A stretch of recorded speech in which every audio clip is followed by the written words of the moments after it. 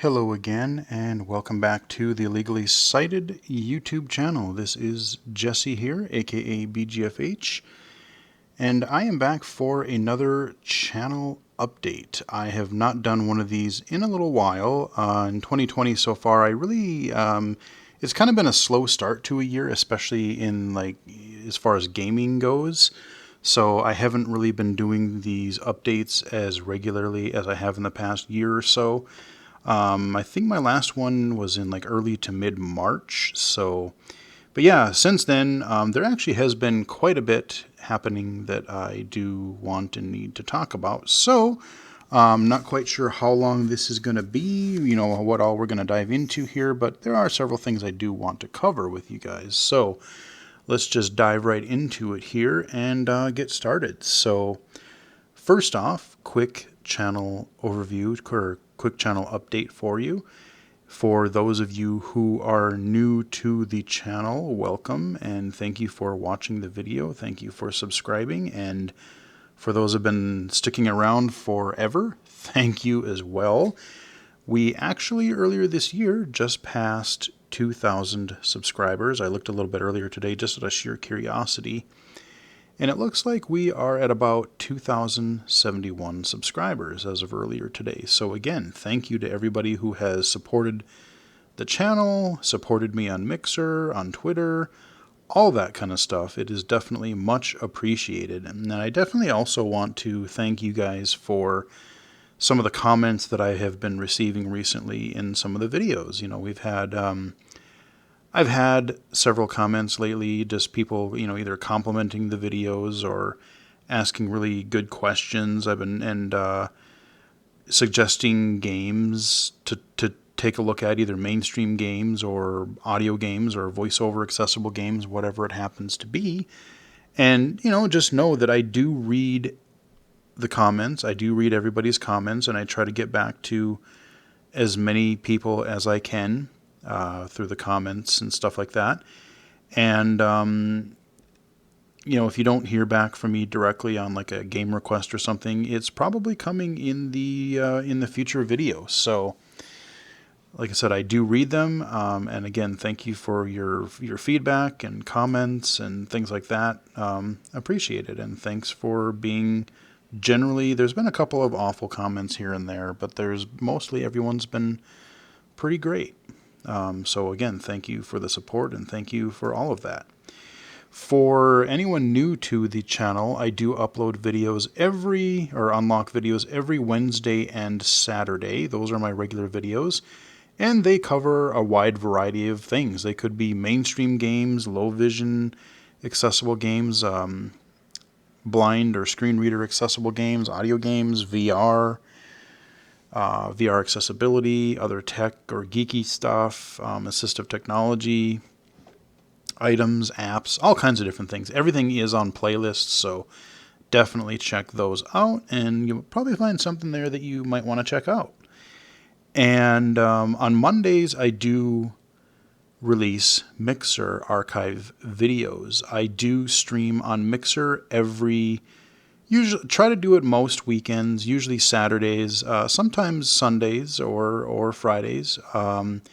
You can follow me on Mixer, mixer.com/BGFH, and Twitter at BGFH79. And I usually announce shortly before we go live on Mixer, so people can tune into that. And again, I also want to thank people for tuning into the Mixer streams, especially as of lately. We don't have a huge audience, but there's been a few regulars that have come and joined the chat and joined the streams, especially fairly regularly as of late. And it's just been a fun little time.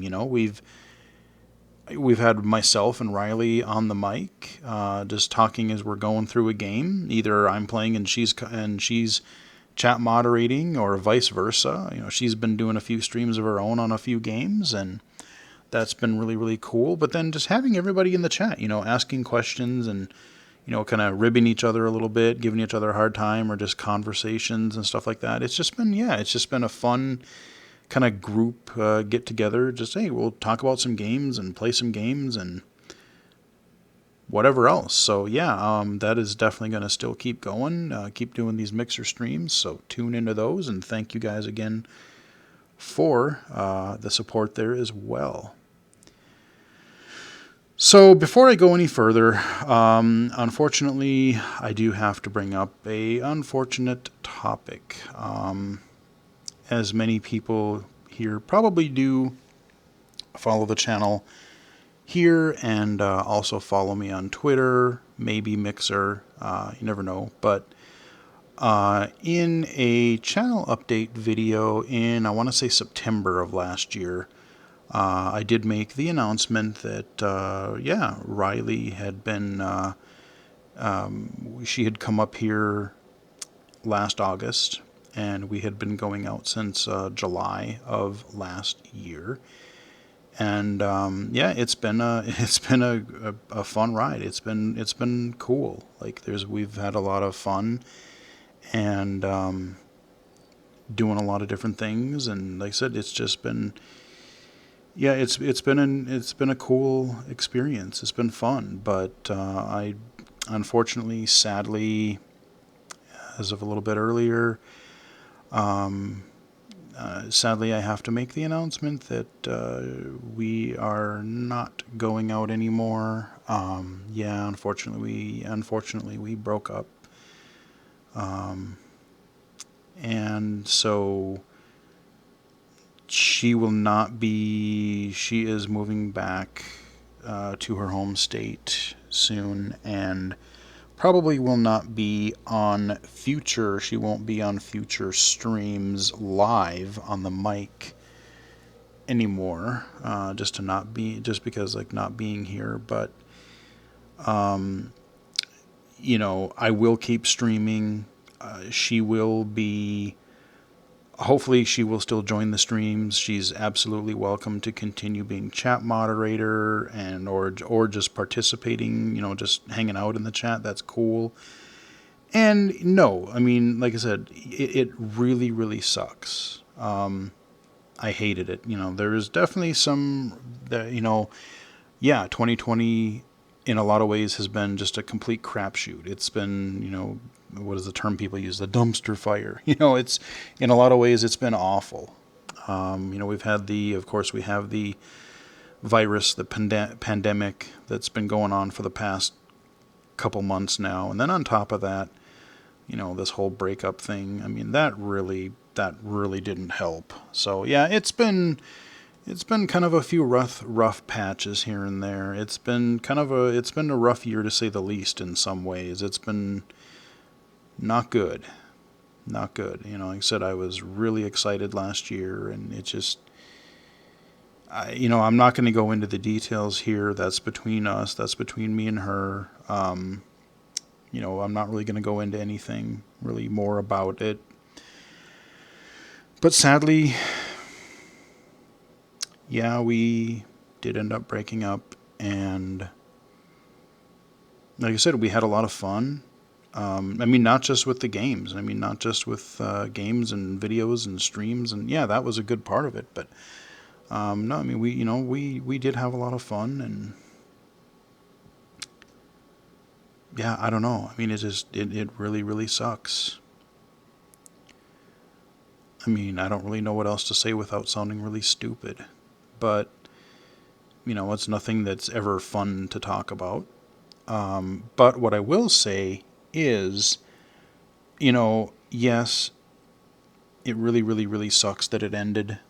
And, you know, it does really stink. But, you know, it didn't end horribly. You know, like you hear all these stories about, oh, people getting in just huge fights and, you know, people hitting each other and abuse and all this stuff. I mean, no, none of that happened. Like I said, we're still friends. I don't have any ill will toward her. Like I said, I truly hope things go well for her. You know, I mean, yes, it ended. Yes, it absolutely sucks. But, you know, like I said, we're still talking. We're still friends. We're still going to be trying to, again, there's been nothing to talk about, except for lots of game delays and canceled events for the last couple months. So we're starting to ramp up again here. But even like doing the A4G podcast, it's like we just haven't really done it that much because there hasn't been a whole lot to talk about. So there will potentially be doing some of that still, but so it's not one of those just super ugly breakups. That's just it just, like I said, it sucks, but it happened. And that's really all I'm gonna say. Like I said, I will miss definitely some of the things. I will miss hanging out with her. I'll miss a lot of the things that we did, but yeah. So unfortunately, I did have to tell you that.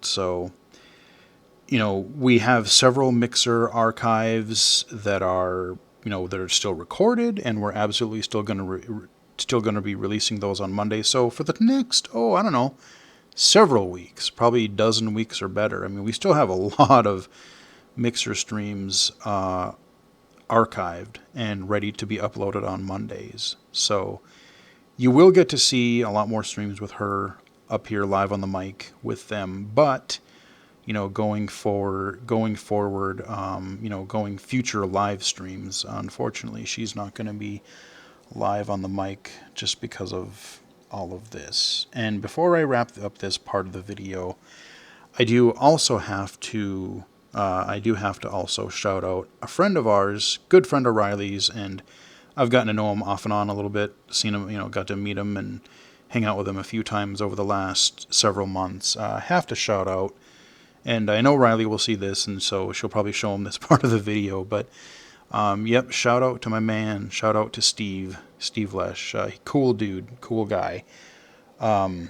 He had come into some of the streams earlier, even before we decided to give this thing a shot, before we went out, and he would join the some of the streams with Riley, and they would be joining up when I was playing Left 4 Dead, and just a lot of the early games that I did, City of Brass, and just some of the fun things. And like I said, he's been supporting her and us in just in everything that we're doing and game accessibility and all that kind of stuff. But I mean, he went through a lot in the last little while as well, just like both of us did. I mean, he was the one that decided, hey, you guys want to give it a try? Heck, oh yeah, okay, I'll be the one to bring you up. I mean, her family really didn't, they weren't supportive at all. I'm not sure how much we've really touched about that on the channel, but that's a whole other story that we're not going to get into. But, I mean, he brought her up, and, we hung out, and we decided to give it a shot. And like I said, he's just been there the whole time, and come up a time or two to visit. And like I said, unfortunately, they are both going to be, as I'm recording this, they're going to be heading off back home here fairly soonish, in the next day or two. So they're out right now, but doing some stuff, grabbing some supplies or whatever for the trip. But I do have to shout out to Steve, because he's been there. He's been super helpful, fun to hang out with. Like I said, fun dude. And if you guys are, like I said, again, Riley and I were friends. We're gonna, we'll still communicate online. We'll hopefully be able to still do some of the podcasting. And, if you guys are up in the area again, we'll definitely have to look at each other up again, and get together, maybe hang out, grab something to bite to eat or something. But yeah, so like I said, I definitely wanted to shout out Steve, because he definitely deserves it. But yeah, that's kind of the whole spiel with that. And the last thing I'm going to say about it, I shouldn't have to say this, but I do. I'm gonna say it anyway. Did kind of a video topic on it a while back, sometime last year, and that is really just to say, okay, yes, you've heard, there's people in any community, especially online. You go into any online community, you just see, the good people, but you see a lot of awful people and awful behavior. And so, yes, it sucks. Yes, we broke up, but that does not give people the right, that does not give people the excuse to just go bashing and harassing and trolling, myself or Riley especially, or anyone for that matter. I mean, even before all this went down, I mean, she's told me a few things, a few times here and there. I mean, people are already trolling her. People are already harassing her. She's had to block several people on social media. And even to the point where people they create an account, they bash her, they block, and she blocks them. And then they create a new account under a different name just so they can continue the harassment. And it's not just her. I mean, like I said, yes, it ties into my, the previous topic here, but it just happens all the time. And sadly, it happens a lot more. It seems like it happens a lot more to women. I hear all kinds of stories from people I know and people I communicate with that they always got to put up with this crap, especially in the tech and gaming industries. So again, yes, this happened. It sucks. I'm not going to say any more about it. We're not going to talk about it. Like I said, it is what it is. That's our business, but that does just do not harass people. Do not troll them. It gets old. And I'm sure I will hear about it. I mean, I've heard about some of the other stuff. And so just knock it off. There's no reason to do it. And I'm just going to leave it at that. I mean, I can preach until I'm blue in the face. I don't want to do that. You don't want to hear it. So we're just going to leave it at that. But, yeah. So, yeah, the first couple months of this year, a few months of this year, it's been a wild ride. Get the negative crap out of the way first. The whole coronavirus pandemic, it's awful. And then on top of that, this whole just, oh, by the way, yeah, breakup crap. It's I'm not gonna lie, it's been rough. It's been rough for a little while, off and on. So anyway, enough of the misery. Lord knows everyone's dealing enough with that as it is. There have been some pretty cool things happening so far in 2020, and I talked a little bit about it in the March video, but I do want to just briefly mention that, I was fortunate enough in late January to be invited out to one of Microsoft's developers to do a full-day design sprint on some accessibility stuff. And so I can't really say a whole lot more about that because I am under NDA, but it was a great experience. Met a lot of great people, just had awesome discussions. And, once things kind of start to go back to some semblance of normality, I would definitely be up for doing something like that again. And not just with Microsoft, if any other companies out there looking for assistance or anything like that with game accessibility or, anything like that, VR accessibility, let me know. Any small developer, large developer, I'd be definitely willing to kind of help out however I can, either via distance or, heading out to a studio or whatever, But it was, working with Microsoft and their teams has been great. And since then, there has been, I've been working on a couple of other projects that I can't talk too much about because, again, I'm under a different NDAs. But so, the good news of all this is that accessibility is becoming more of a thing. Companies are starting to realize it. Everyone, they're starting to recognize it. They're starting to realize that, hey, maybe we should think about more accessibility, universal design, all of those types of things. And we're seeing it in a lot of indie developers. There's been some great examples that, we've shown on the channel, that I've streamed. I have to mention Eagle Island and Sequence Storm, a couple of really great indie examples. But even AAA, they're getting, I did a video about a month ago on The Outer Worlds that post-release, they added some really nice font size options that makes a lot, different aspects of the game, like your inventory and dialogue trees and all that stuff, makes that a lot easier to read as a low vision user. So, even post-release, they're finally starting to add some accessibility options into the game. Just earlier this week, I believe it was, Jedi Fallen Order, they just released some font scaling options. So that's a game that I absolutely need to get back into. I played about 5 minutes of it to make sure that it ran or that it worked on my PC, and I just haven't gotten around to playing it since. So this just gives me another great incentive to give it another shot. So we've seen things like that.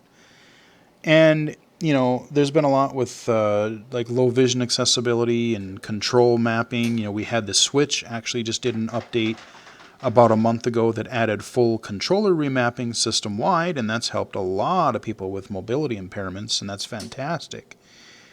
But the one area that I know a lot of people are kind of complaining about is totally blind accessibility, and justifiably so. I can see people's frustration because we're getting all these accessibility features, but blind accessibility is it's still a ways behind yet.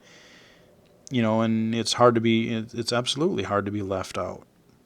You want that level of accessibility so you can play the game too. I mean, I totally get it. But that's even making progress. I've covered several games in different videos that have added screen narration, either via text-to-speech or narrated menus like Mortal Kombat 11. So there are becoming some projects there, and unfortunately, there's some of the menus are accessible, but the actual in-game navigation and in-game UI isn't fully accessible yet. But again, they have to start somewhere. They got to start getting the framework and figuring things out, and we've seen some improvements over the last few years with things like Madden and Assassin's Creed and things like that. So it is happening, and I've said it before, but I'll say it again. I think in the next couple of years you're probably going to see some AAA developer, and if I had to put a guess out there, I would either say some first-party Microsoft game studio or maybe Ubisoft are some probably pretty good candidates for making a AAA game, at least largely, if not fully playable for blind users. I see that coming, hopefully sooner rather than later. And then once that happens, that's going to be huge. And you're going to have other game developers hopefully follow suit and go, oh, well, boy, we didn't think it was possible, or we didn't know that blind people played games, or whatever they're thinking. But they see that and they go, oh, well, I guess maybe we could do it too. If they can do it, we can do it. So once we see that happen, I'm very curious to see where things are going to go. There's been an update. I did a recent video. It's right in my playlist, or right in my recent video list here that I'm looking at. The Tobii accessibility mod for Doom, or Doom 2 more specifically. That is, it's still got a little ways to go. There's still some navigation issues trying to figure out where you're supposed to go and everything, but they've made some nice improvements to that, and I look forward to seeing where that's going to go. So, basically one of, if not my favorite game of all time, is still getting mods. People are still making mods for it, and now that is actually including blind accessibility. So, hopefully that's going to be a thing here in the fairly near future. The fairly near future. So there's a lot happening. There are several audio games that are going to be coming out, hopefully within the next year or so.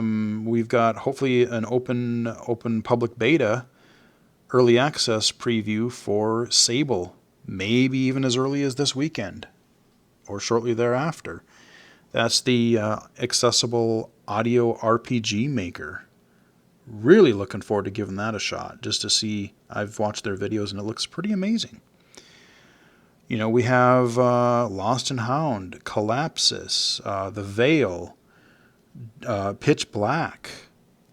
Those are a couple high-profile audio games, few audio games that I can just think of right off the top of my head. So there's those. And who knows what accessibility features are going to make it into other indie titles and other, like I said, maybe a AAA game. Who knows? I do have to quickly mention, just the other day, if not, I think it was yesterday actually, Mortal Kombat 11 is coming out with their Aftermath DLC, and that is coming out, I think, the 26th of May here. And the best part of, well, man, yeah, this is actually pretty cool because they're actually adding new story content. And if you haven't watched the archive of my story playthrough from my mixer, boy, you got to check that out because Mortal Kombat 11 has just an insane story mode. It gets so ridiculous. It's great. Yeah, Lou Raiden, as I call him, he's back. I saw a little clip, a little teaser trailer.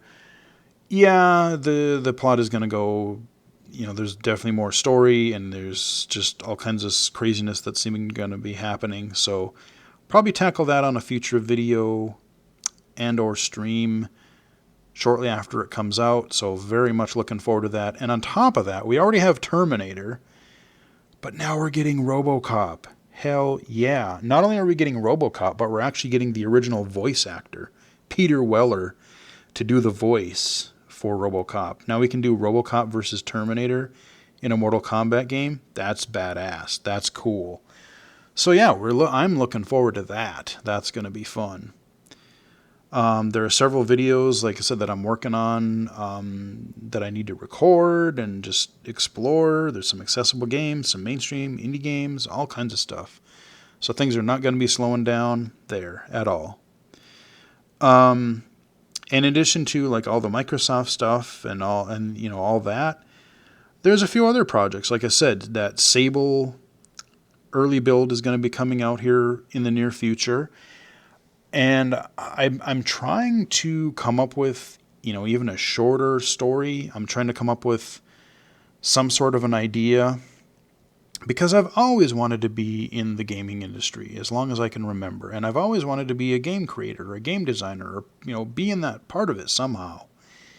I cover games now. I promote accessibility. I do all that kind of stuff. But I still think it would be fun to actually be part of making an actual game in some capacity. So, with this RPG Maker, this accessible RPG Maker where you don't really have to know how to code to do it, I'm trying to think of a fictional story that I could create so that when this starts to come out, I can maybe start building the thing. But I'm actually having a lot of trouble. I can write nonfiction, I can write technical documents, I can write things like that pretty well. But coming up with an imaginative fictional story, not so much. I'm actually struggling with that quite a bit. So I'm hoping that I can actually come up with, even just a basic idea to start with, to run with, and that I can build on. And so I can actually create an audio RPG that I can play, that you guys can play, that I can maybe do a stream of or do a video for the channel, but just, being able to not only create a game, but create something that blind and low vision players can play. How cool would that be? So there's that. About a couple weeks ago, Mario Maker released a major update again. And remember last year, there was that whole kind of Blind Mario hashtag that I talked about, hashtag Blind Mario on Twitter, where a few of us were getting together and trying to create some levels based on using the Mario Maker sound effects that you could add as part of a level to add audio cues to make Super Mario Brothers levels playable by the blind. And I created a level. It is out there. Just look up hashtag Blind Mario on Twitter. You'll find it. And there are a few other people that created them. I got inspired by somebody else who created two blind accessible levels that I did play through, and I just found it fascinating. And so I built a level last year, and now Nintendo has added the ability to make not just levels, but worlds. So you can basically make even up to a whole game with up to 40 levels, five world levels per world. And so you build your levels, and then you can basically, map out your Mario-esque, Mario 3, Super Mario World-esque map screen, overworld. And potentially we could have a world, a 5-level world of accessible Mario Maker levels, or if someone or a group of people had the time, they could make an entire 40-level Mario series of worlds accessible, essentially the equivalent of an accessible Mario game. And that just got me really excited. And it's something that I would love to try and contribute to, or love to at least try to build more levels and even come up with a 5-level world to start with that people could play. So that's a potential other project that I would like to work on in addition to this Sable thing. And there's been a lot of conferences and webinars and things like that with everyone staying home. And a couple of weeks ago, I was attending a virtual conference and learned of another neat group that I'm very intrigued about, very potentially excited about, called called XR Access. And you can find them at xraccess.org. And this is an organization that is devoted to XR accessibility. And by XR, I mean virtual and augmented and mixed reality accessibility. So instead of calling it mixed reality, I think the term that people are gravitating to is XR. So that's VR, AR, think about the virtual reality stuff, think about augmented reality like Pokemon Go, that kind of a thing. So XR accessibility. And after watching a presentation a couple of weeks ago, I decided, let's look them up. And I contacted one of the main people behind it, and we got to chatting. And I've joined the XR accessibility, or XR Access. I've kind of joined their team, and there's not a fee for joining or whatever. If you're interested in something like that, being a part of XR accessibility, you can go to their website and, get more information. And they have several groups, things that are based on, outreach or hardware or app accessibility, all kinds of different things. And so I'm potentially exploring a few different areas, a few different of their groups right now.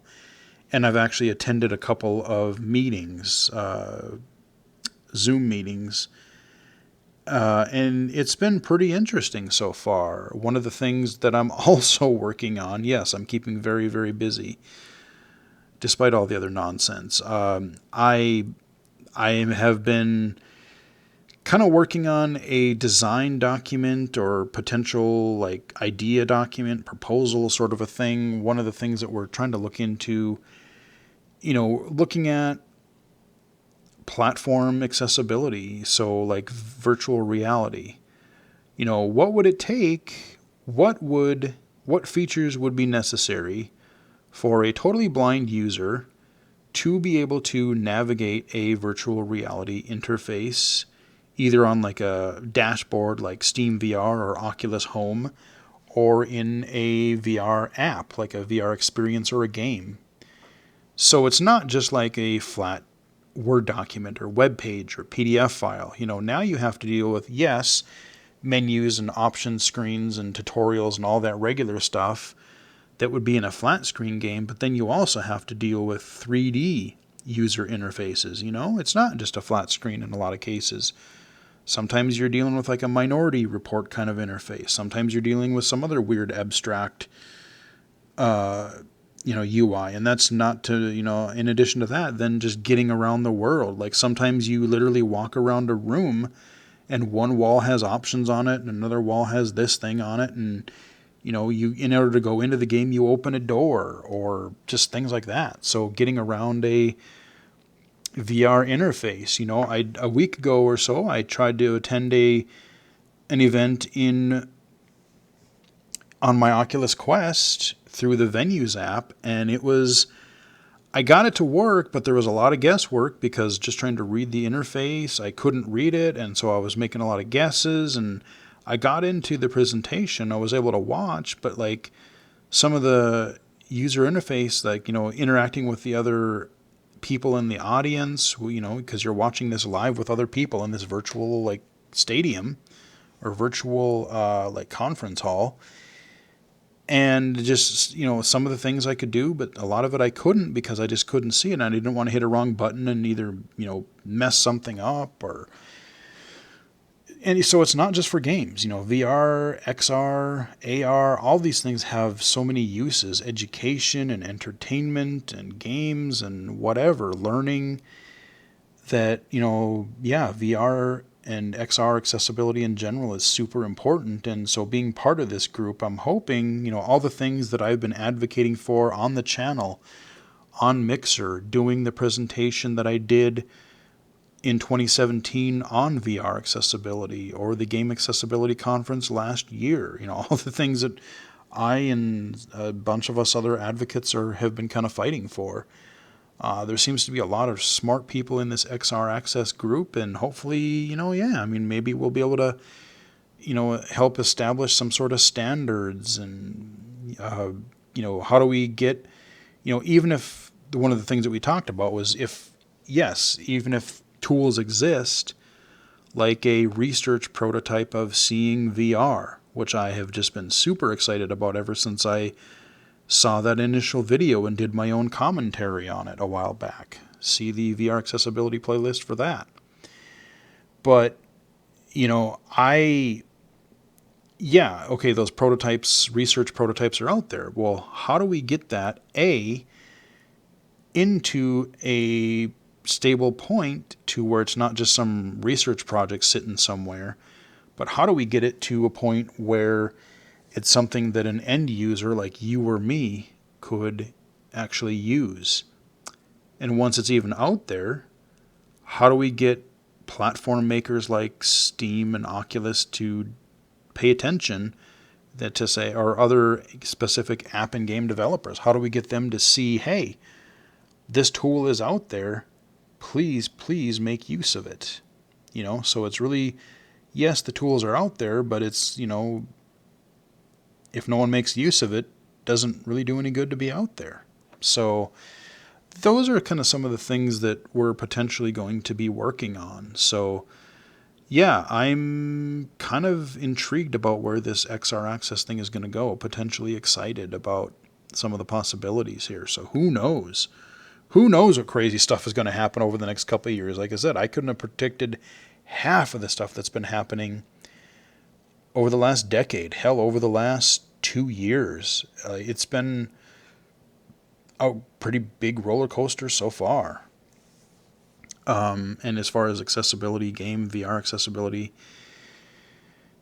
it's getting better, So that's another project that I'm working on, is the XR accessibility. And I do also want to mention, speaking of presentations, I do need to reach out to the head of our local chapter to make sure it's okay. But in June here, I am going to be presenting to our local chapter of the Independent Game Developers Association, IGDA. I'm going to be presenting to them. It was going to be in person until all this fiasco happened, but now it's going to be virtual, online, and I'm going to be presenting a session on game accessibility to actual game developers.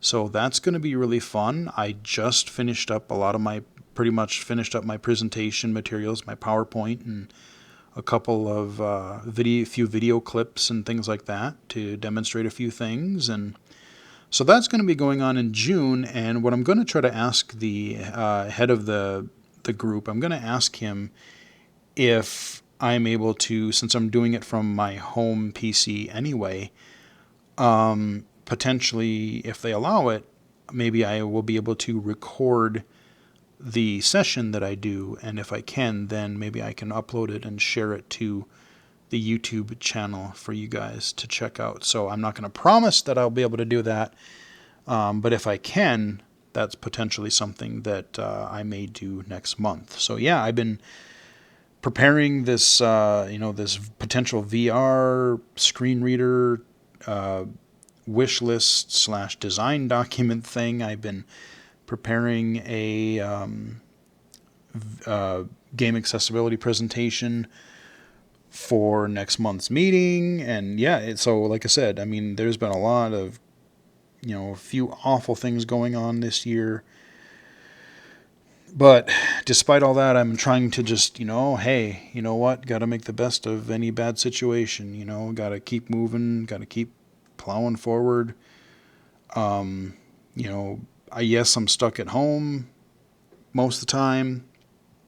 But you know what? Hey, when I'm not working, I'm super, super thankful that I'm able to work from home. I'm still employed. I'm still able to do my job for the most part. And, outside of that, I mean, hell, I'm just trying to do, I've been doing webinars and doing some training that I've gotten access to. I've just got access to LinkedIn Learning, which I might do a video for in the near future. But yeah, I mean, I know I've been using this time to just, hey, you know what, let's, I'll play some games and stream and whatever, but I'm, reading some stuff. I've been trying to, do a few courses, work on all these projects I've been talking about, do some presentations, just, like to learn, better myself. Like, I'm not just going to sit there and, I'm not just going to sit there and go, duh, and do nothing. Like, man, no. Let's use this time and let's kill it. Let's keep this accessibility train rolling.